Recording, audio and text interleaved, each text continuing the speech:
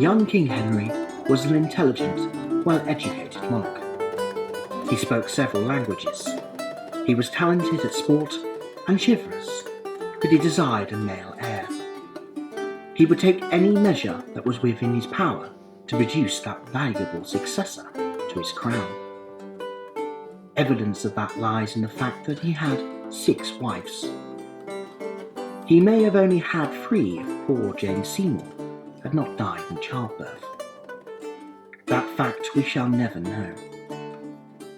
By the time he was to be betrothed for a 4th time, Henry had become erratic of temper. He was fat and suffered from pain from his gout, his ulcerated leg, and a jousting injury, and quite likely suffered from syphilis. Here, his 6 wives tell their own story.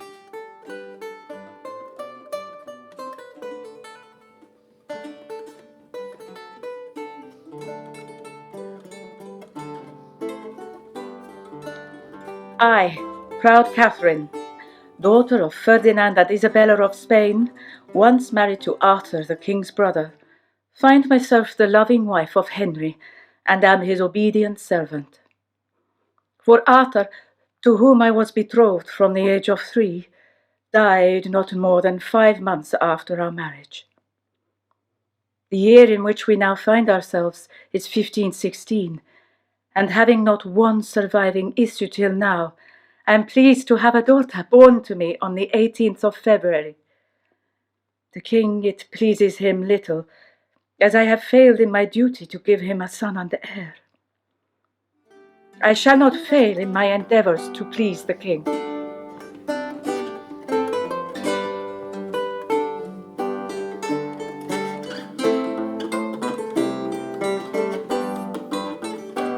I shall call her Mary, your majesty. Some little pleasure, I know, stirs in your heart. But see, she is as beautiful as the brightest star, the loveliest angel, the fairest maid that ever lived. Our lives reborn, and our futures ensured. I know that the king trusts me, trusted me. For 3 years since I was regent and commanded this land, his kingdom, whilst he journeyed in France. Yes, commanded this land and his army. I gave the men courage, determination, and fearlessness. Their mettle risen, they fought with valour, and gained at Branston Moor a great victory against the invading Scots. Lovell, for me, raised the army, and marched north toward Northumberland to meet the aggressors. Their king was killed. Oh, Lord, how is it that you cannot trust me now?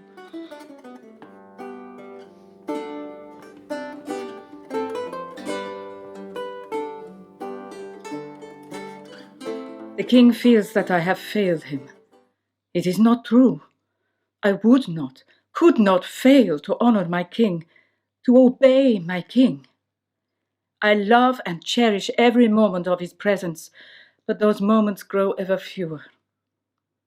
His eyes have turned, I know it, I have seen it. It is now the year of our Lord 1525, and another has come to court, courtesy of his majesty, and by name, of the family Boleyn, wealthy and respected.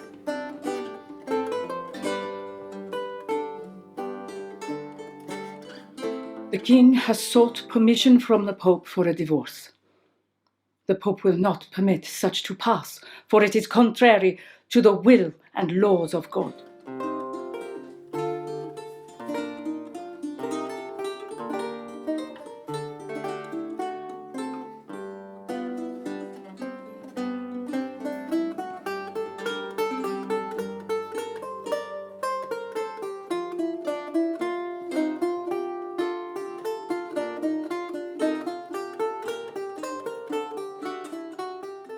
He makes mockery of me, as he has shown amour to Mary, sister of Anne. How can this be, that he is mine and I am his forever, that his eyes and his body embrace another? Another? Is it Mary or Anne with whom he lies?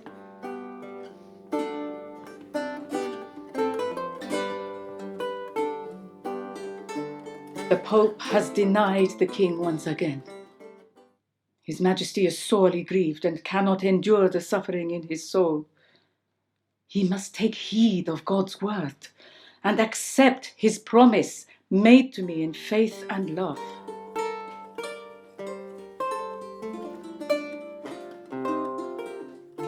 The Pope has denied you many times, and now you defy him by assuming supremacy over him and the Lord our God? You cannot do that, my Lord. In spite of your power over your kingdom, for almighty power lies with God and God alone. The Pope speaks the word of God, and to deny him is to deny God.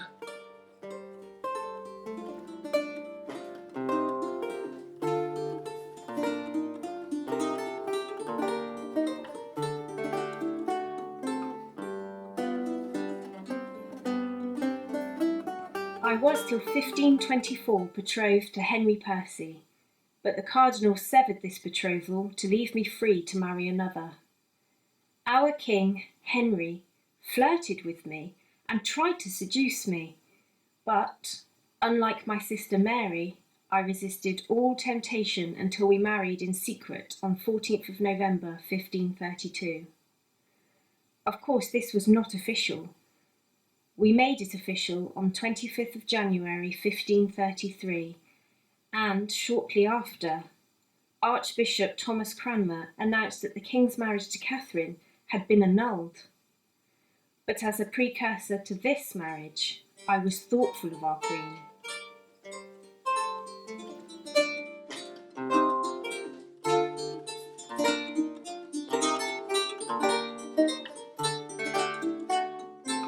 Here's the pang that pinches, His Highness having lived so long with her, and she so good a lady that no tongue could ever pronounce dishonour of her. By my life she never knew harm doing.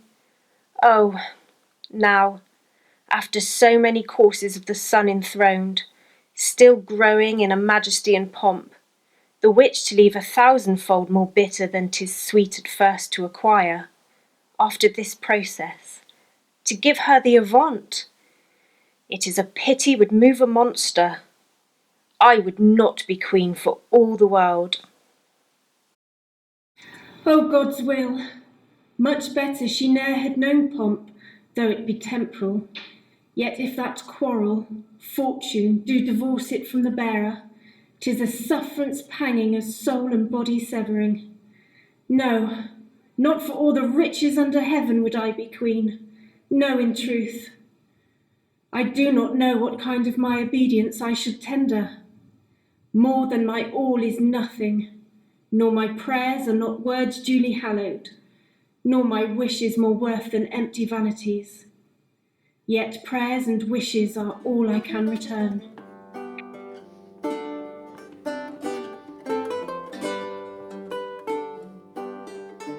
I bore sweet Elizabeth on the 7th of September 1533, but fear that I have offended his Majesty.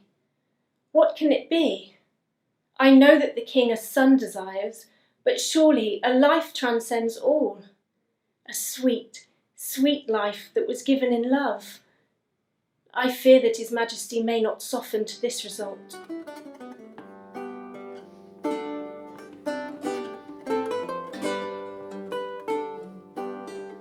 The King accuses me of infidelity, nay treason.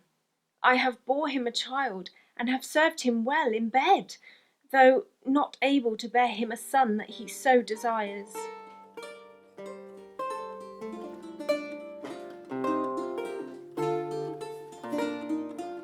Your Grace's displeasure and my imprisonment are things so strange unto me, as what to write or what to excuse, I am altogether ignorant. Whereas you send unto me, willing me to confess a truth and so obtain your favour, by such a one, whom you know to be my ancient professed enemy. I no sooner received this message by him than I rightly conceived your meaning. And if, as you say, confessing a truth indeed may procure my safety, I shall, with all willingness and duty, perform your demand. But let not your Grace ever imagine that your poor wife would ever be brought to acknowledge a fault where not so much as a thought thereof preceded. And to speak a truth, never a prince had wife more loyal in all duty and in all true affection than you have ever found in Anne Boleyn, with which name and place I could willingly have contented myself, had God and your Grace's pleasure been so pleased.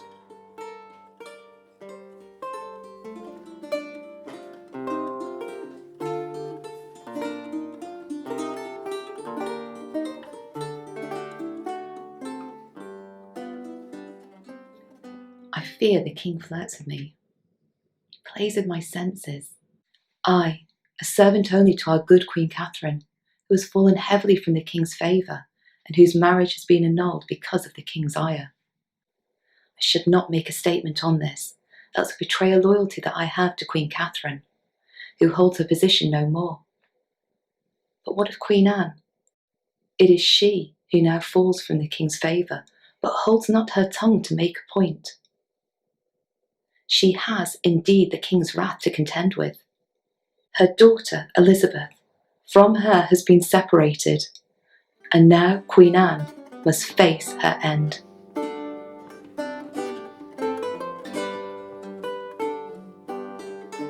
Good Christian people, I am come hither to die. For according to the law and by the law, I am judged to die, and therefore I will speak nothing against it. I am come hither to accuse no man, nor speak anything of that whereof I am accused and condemned to die. But I pray God save the king, and send him long to reign over you. For a gentler nor more merciful prince was there never, and to me he was ever a good and a gentle and sovereign lord. And if any person will meddle of my cause, I require them to judge the best. And thus I take my leave of the world and of you all, and I heartily desire you all to pray for me. O Lord, have mercy on me. To God I condemn my soul.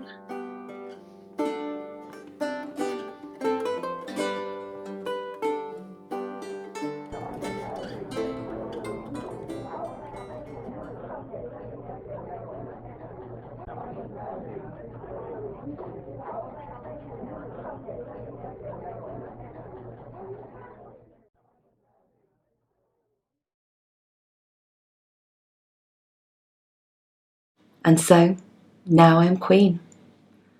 The king, as generous as always, hath given me 104 manors in 4 counties and several forests. I shall do my best to honour the king and do his will. Since our marriage, on 30th of May, 1536, his grace has taken an interest in my needlework, and that much pleases me. It is some compensation for not being crowned. The king thought it best not to permit me to travel because of the plague. It warms my heart to think that he should have thought to so protect me. Henry thinks me gentle and peaceful of nature. Indeed, I hear it abroad that Chapuis, the imperial ambassador for the Spanish kingdom, has referred to me as pacific. Indeed, that cannot refer to my form, but merely to my nature and my peacemaking at court, where my formal nature and strict adherence to the enforcement of laws provides good solution to potential conflict between parties. Young Lady Mary is a loving child with whom I have spent much time. I have tried in vain to convince his grace to restore her to court, which position is the least of which she should benefit. To restore her to the royal succession is something of which Henry will not speak, indeed will not entertain. At least they are reconciled, and Henry will with her converse. I have developed a craving for quail, a small bird, fine and delicate. Henry has been very good, and ordered many birds from Calais and Flanders. I am sure that my appetite has been increasing, but much satisfied by this fare. Now I find that I am with child. Pray God that it will be a boy, and a male heir, which the king strongly desires.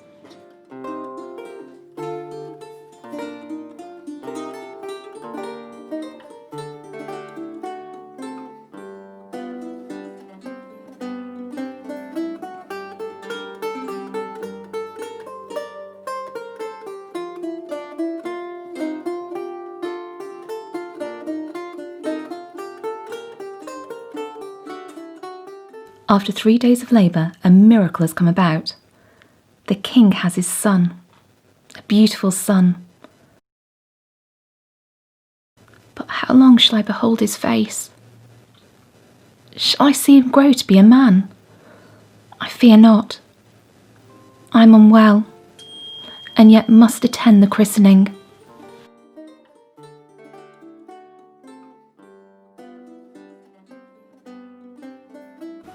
Oh God, help me through this fever, this pain that afflicts me so. I am weak, and my world turns about me. I cannot see my son, or feel the warmth of his body held close for fear of my affliction being passed on. Dear God, keep Edward safe from harm, and take me to your side for all the good I have done.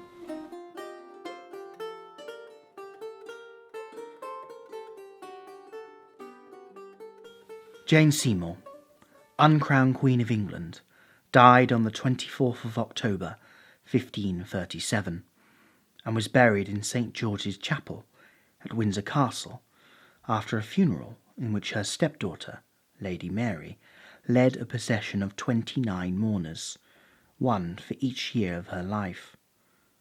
This inscription was above her grave for some time after her burial. Here lieth the phoenix, by whose death another phoenix life gave breath. It is to be lamented much, the world at once ne'er knew two such. Lady Mary was restored to the succession and to her Henry's affections. May God be pleased that Jane achieved that much, as well as providing a male heir.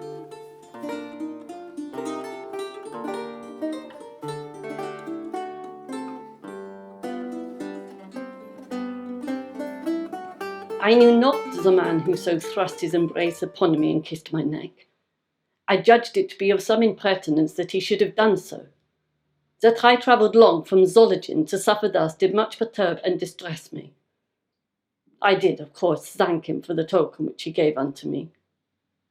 It was a strange encounter, and I could not look him in the face. Later, I found him to be cold to me. I had heard that he declared not to like me and that I looked like a horse. That such a man with a countenance so gross and an excessive degree of portliness should refer to me in that way gave rise to much anger in my heart. I discovered that he is king of all England, and, though it grieves me to say such, I must treat him with reverence and respect. And I, at 25 years since my birth, may yet be betrothed to he of 49 years, but who carries himself as a much older man, filled with the excesses of life.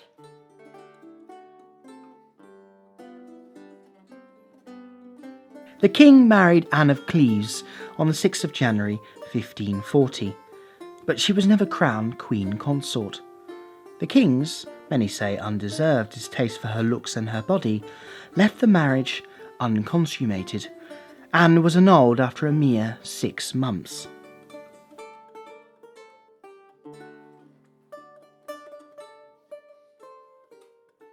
I will try to please the king, yet I know it will not be easy. He revolts me, and I know I must not let this feeling spread abroad.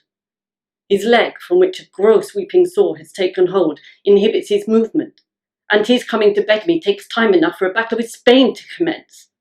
Finally, when in close repose, he can neither find the will or the energy to consummate our marriage. I fear for the short duration that this marriage may be, yet for me it may be the better cause. I knew that it would come to this. On our separation and annulment, the king has immediately married another, one Catherine by name, and a lady-in-waiting from my court. She's so young, a mere 16 or so, and I fear for her being so slight under such a grotesque mass. It is not for me to say, but I do myself wonder if this marriage will last. I hear say that there may have been another who had sought and captured her affections before the king's marriage.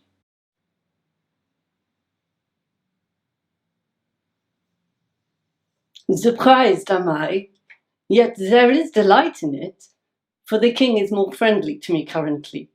He now refers to me as his beloved sister, and I am much taken by the small sign of affection. It does a little something, I suppose, to mend the hardship that our partnership engaged. I can at least live a little happier now.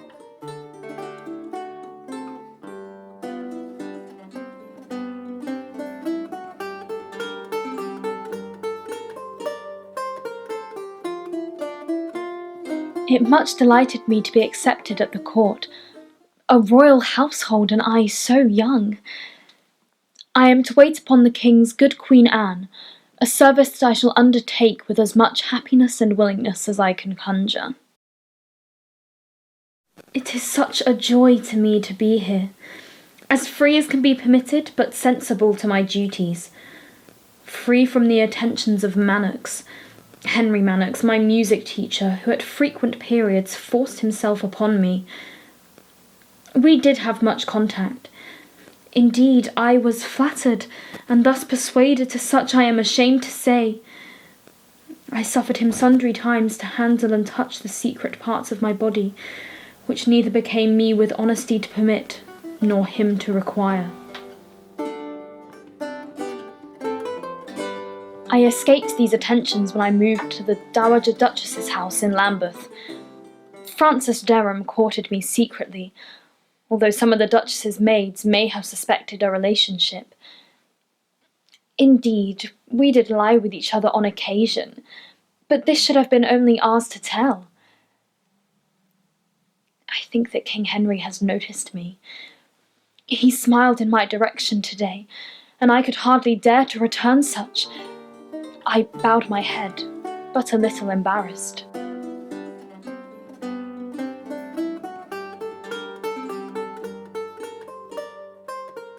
Bishop Bonner is to marry us today at Oatlands Palace, thence on to Hampton Court Palace for prayers. I must ready myself, for the joy in my heart is without bounds. I must pray for a good marriage, for it flatters me that the king has chosen me amongst others. He has called me a rose without a thorn. I am not to be crowned until I am with child. I must wish, therefore, that this marriage be consummated, for, like my Lady Anne, I wish it not to be annulled.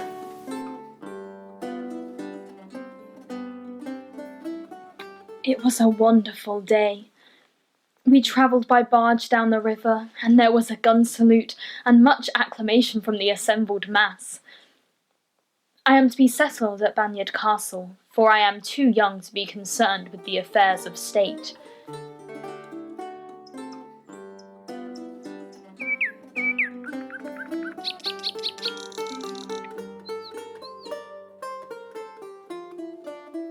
Each day I am to wear new clothes in the French fashion, and I shall insist that I have non autre volent que la sienne in gold adorning my sleeve.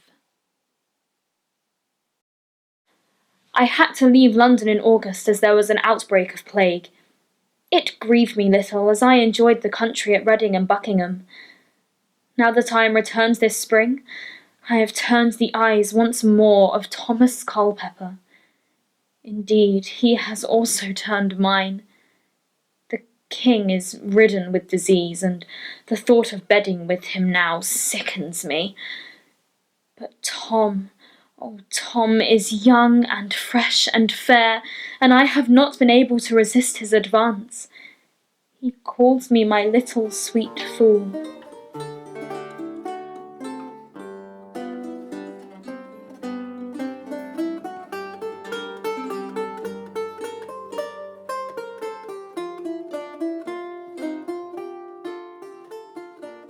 Many have approached me and demand for favours in return for their silence. My indiscretions were minor before my betrothal to the king, and Derham forced his affection on me, and I cannot be to blame for that.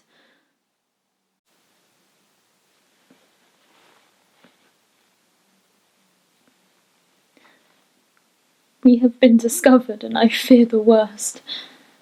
Parliament is passing a bill that states the Queen should inform the King within 20 days of their marriage of her previous intimate relationships, else it is treasonable and punishable by death. Oh, woe is me, for I am damned, and I know not what to do.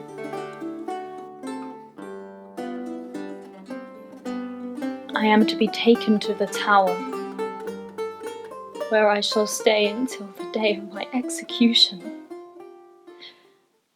I shall demand that the block be sent to my room, for I wish to prepare for the last day of my life. I wish to not be seen fearing death, for I am sure I'll be in time in a better place.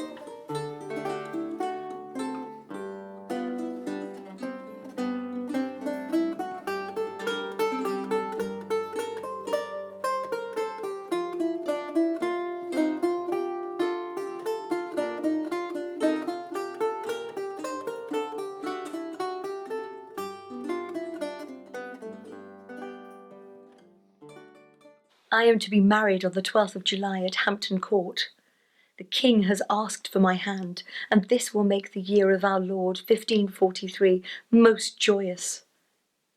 Pray God that this marriage may last. My first husband, Edmund Burgh, died within 4 years of our matrimony, and the second, John Neville, 9 years after.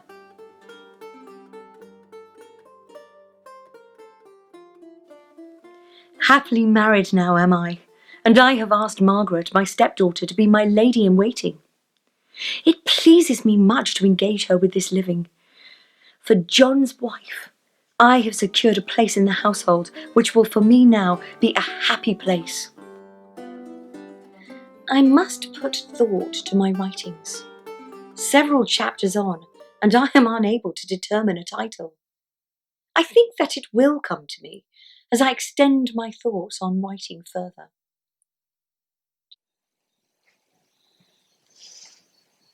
The King has been good to me, and now, after our conjoining, I have been able to maintain a close relationship with Edward and Elizabeth, both of whom I have managed to teach a little. I have some small influence with the King, and I have been able to ensure that Mary and Elizabeth will be restored to the line of succession to the throne.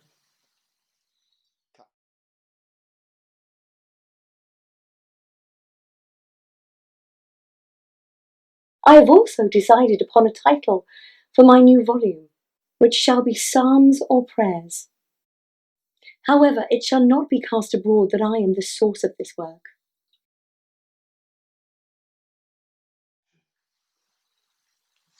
I am viewed with suspicion by the Bishop and the Chancellor, both of whom believe that my religious views may not be entirely in accordance with their own. This must rest as a sore in their hearts, as it rests not as such in mine. Although their feelings were transported to the King, and we argued for a while, until I revealed to the King that our mutual disagreement in this matter would entirely distract him from the pain in his ulcerated leg. In time, I shall be open on this subject, but I prefer to confine myself to the feelings in my own heart at present.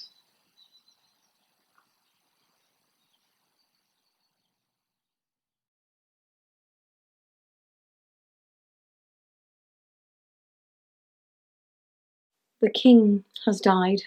It will be a relief from the pain he was suffering. He has left me £7,000 per year, and this is generous. I am still to be treated as if I were Queen, although I shall in due course remove myself from court. Edward's day has come. I shall soon publish my second book, The Lamentations of a Sinner, which I hope will be widely read.